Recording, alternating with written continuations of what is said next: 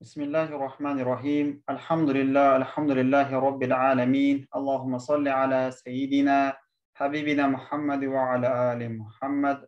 Amma ba'd. Әуелі Аллах Subhanahu тағалаға сансыз мақтаулар болсын. Пайғамбарымыз саллаллаху алейхи ва салламға сансыз салауаттар болсын. Сіздер мен біздер Алланың қалауымен Рамазан айында да келіп жеттік. Аллах Subhanahu тағалаға сансыз мақтаулар болсын. Сіздер мен біздерді Рамазан айына дін аман жеткізген. Және бұл сондай берекелі ай, Рамазан айы қандай ай дейтін болатығын болсақ, бұл айда Аллах Subhanahu тағала өзінің қасиетті Құранын түсірген ай.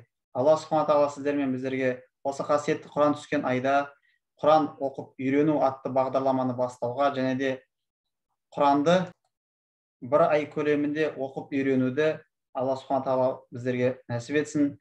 Сабағымыз басталады. Сабақты бастамас бұрын пайғамбарымыз саллаллаху алейхи ва саллям бір хадисін еске алып өтейік.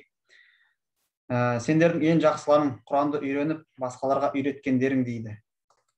Алла Subhanahu тағала пайғамбарымыз саллаллаху алейхи ва саллям хадисіне амал етуші құлдардан қылып нәсіп етсін баршамызға. Енді араб тіліне келетін болсақ, араб тілі 28 әріптен тұрады және араб тілінде бас әріп деген ұғым жоқ. Араб тілінде хат оң жақтан сол жаққа қарай жазылады. Және сөз буынға тасымалданбайды.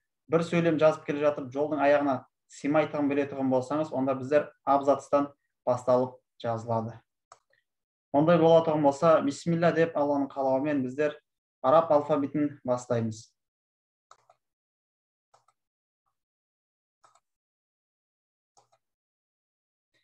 Сіздерге араб алфавиті көрініп тұрған болса, араб алфавитін біздер алиф әрпінен бастаймыз. Алиф әрпі қазақтың ә әрпіне келеді, және алиф әрпінен кейін келесі әрп жалғанып жазылмайды. Алиф. Және де бұл алиф әрпі өзі жалғыз келген кезде, бұл алиф әрпіне келесі сабақтарда баяндап өтеміз, харакаттар арқылы оқылады. Келесі әрп бізде бә әрпі. Бә әрпі бізде қазақтың б әрпін дыбысын білдіреді. Және бә әрпінің шығатын орыны екі ерінің бір-біріне тиюі арқылы бә деп шапшаң ашылумен дыбысы шығады. Бә әрпі. Және бұл бә әрпінің ескере кететін жайты келесі сабақтарда біздер сұраймыз. Бә әрпінің астында бір нүктесі бар. Келесі әрп бізде тә әрпі.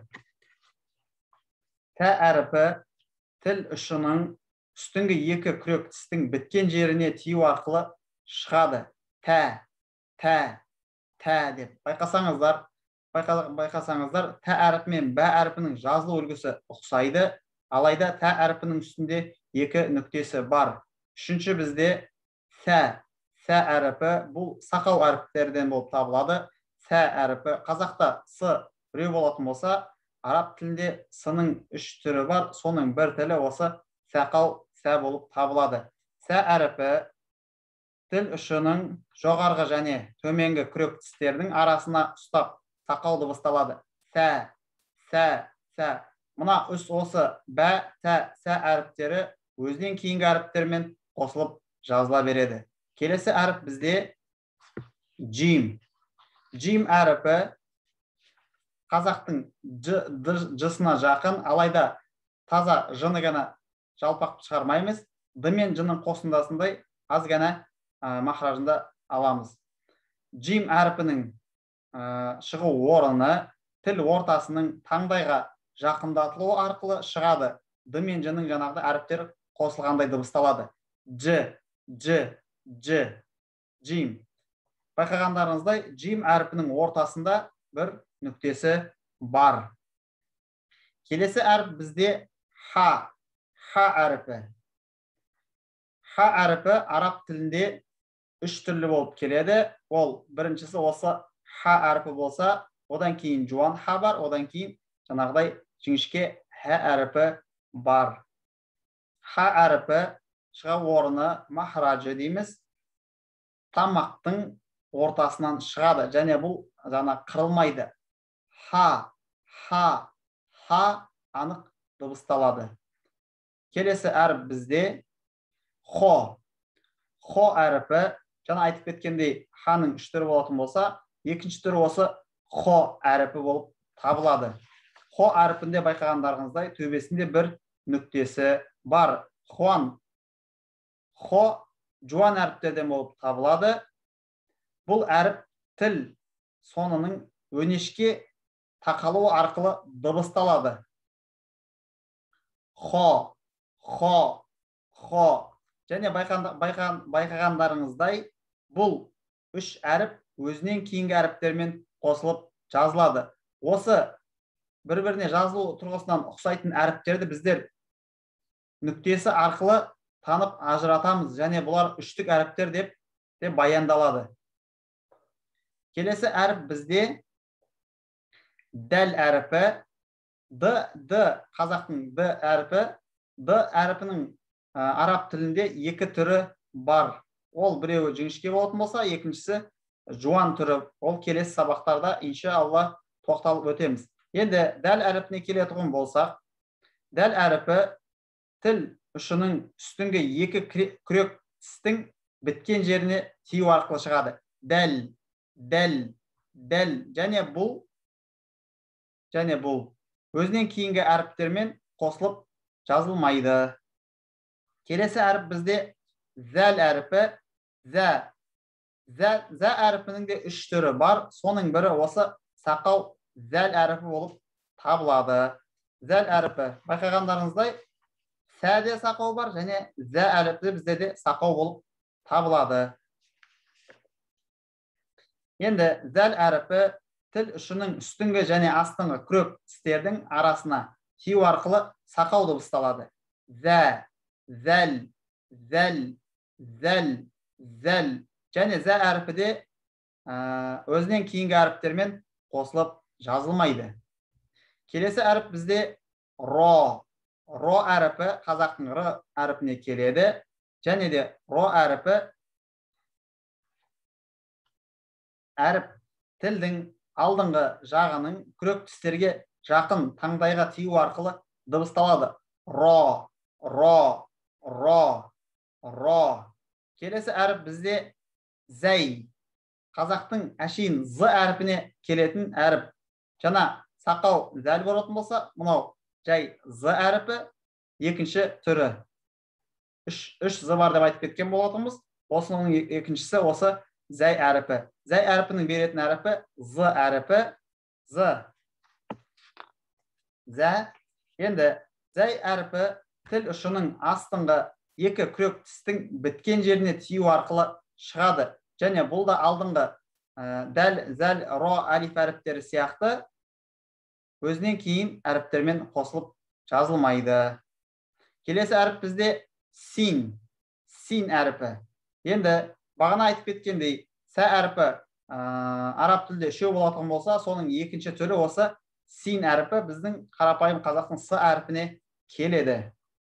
Және син әріпінің шығу орны тіл ұшының астыңғы екі күрек тістің біткен жеріне тию арқылы шығады. Сә, син, син, син, син. Келесі әріп бізде шин әріпі. Ш, ш. Қазақтың ш әріпіне келеді, алайда жалпақ шыға жатқызбаймыз. Бұл жерде біздер ш, шашыраңқы оқылады. Ш әріпі, шин әріпінің шығу орны әріп тілдің ортасын таңдайға жақындату арқылы шығады. Шин, шин, шин, және шашыраңқы оқылады. Келесі әріп бізде сод әріпі. Бұл жуан әріптерден болып табылады. Сод, сод. Жаңа айтып кеткен үш сының осы үшіншісі жуан со әріпі болып табылады. Сод, сод әріпі. Әріптің шығу орны әріп тіл ұшының астыңғы екі күрек тістің қызыл етіне тию арқылы жуан дыбысталып шығады. Со, со, со. Және бұл үш әріп, син, шин, сот әріптері өзінен кейінгі әріптермен қосылып жазылады. Байқағандарыңыздай, бұл жерде әлиф, бә, тә, сә, жим, ха, хо, дәл, зәл, ро, зәй, син, шин, сот деп әріптің атауы Алайда сот әріпі жуан сыны берсе, шин әріпі ш әріпін берсе, син әріпі жіңішке сыны беретін болса, зәй әріпі қарапайым қазақтың з әріпін берсе, ро әріпі рыны береді. Шығу әріп, зәл әріпі сақау з әріпін береді. Дәл әріпі жіңішке дыны береді. Ал хо әріпіне келетін болсақ, қырылған хо жуан хыны берсе, ха әріпі біздерде ашық хат дегенде ха әріпін береді.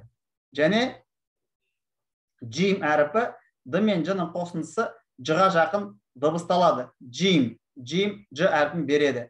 Келесі бізде сақау сә әріпі сының сақау түрі, және бұл жіңішке әріп болып табылады. Келесі бізде тә әріпі де екеу деп айтып өттік. Соның бірі осы жіңішке тә әріпі болып табылады, беретін дыбысы т.